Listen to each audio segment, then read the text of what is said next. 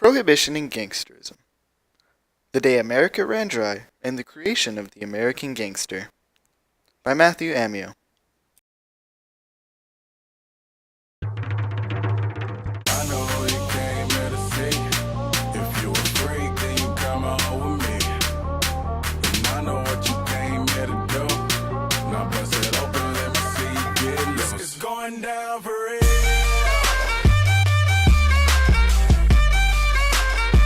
It's going down for real.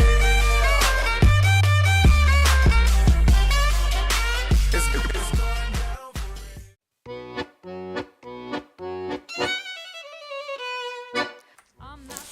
The movement towards prohibition, or temperance, sprouted from the Second Great Awakening, which was a decentralized movement of intense religious revivalism that swept through the United States in the 1820s.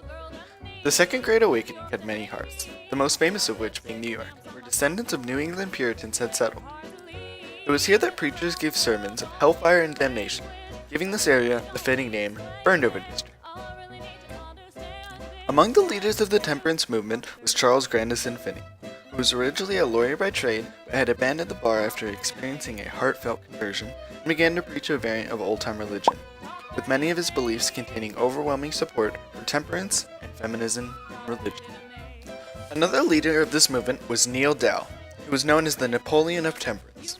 Instead of trying to change the mind of the people, Dow decided to change the law. In 1851, Dow guided his Maine law through Congress, which essentially made Maine the first dry state in the Union. Some states, such as Massachusetts, whose roots can be traced to Puritanism, supported temperance. However, most states did not jump onto Dow's anti-booze bandwagon. Many people, especially women, joined together in crusades for temperance and began to form groups. The most notable of these groups was the WCTU, or Women's Christian Temperance Union. The WCTU was founded in Cleveland, Ohio, in November of 1874. The union spouted out of the Women's Crusade, which was a nonviolent protest against the dangers of alcohol. The WCTU rapidly grew, and within their first 3 months had taken liquor out of 250 communities. In 1893, the Anti-Saloon League was founded in Oberlin, Ohio. The league was a nonpartisan group that's main focus was prohibition. In 1913, the League announced its plan to achieve national prohibition through an amendment to the Constitution. In association with other temperance organizations, such as the Women's Christian Temperance Union, the League oversaw the election of the two-thirds majority that was needed in both the House of Representatives and the Senate, allowing them to begin what became the 18th Amendment to the Constitution of the United States of America.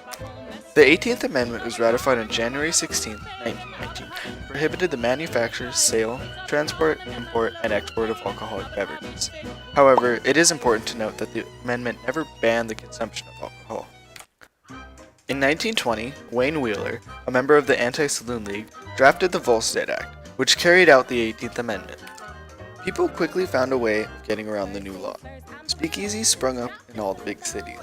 Speakeasies were essentially illegal bars that sold alcohol behind closed doors, and were virtually impossible to close down because they were opened in basements and in the back rooms of restaurants or cafes. Bar owners often bought moonshine, which was illegally manufactured alcohol.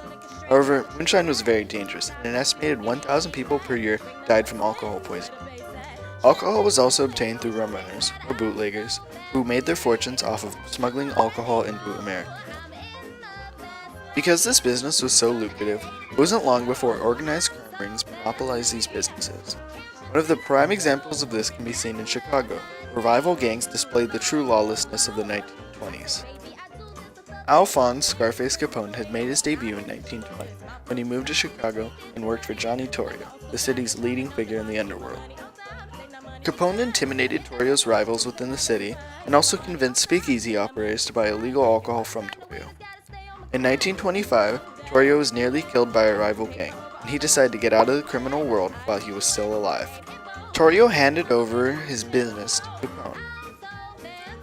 By 1929, Capone had made approximately $60 million off of illegal alcohol, $25 million off of illegal gambling, $10 million off of prostitution, and $10 million more from various other ventures in the criminal network. By the 1930s, Americans, suffering from the hardship of the Great Depression, desperately wanted the repeal of prohibition, In 1932, the Democratic candidate Franklin D. Roosevelt ran for president, promising the repeal of federal prohibition laws. On December 5, 1933, the 21st Amendment was ratified, which effectively repealed the 18th Amendment.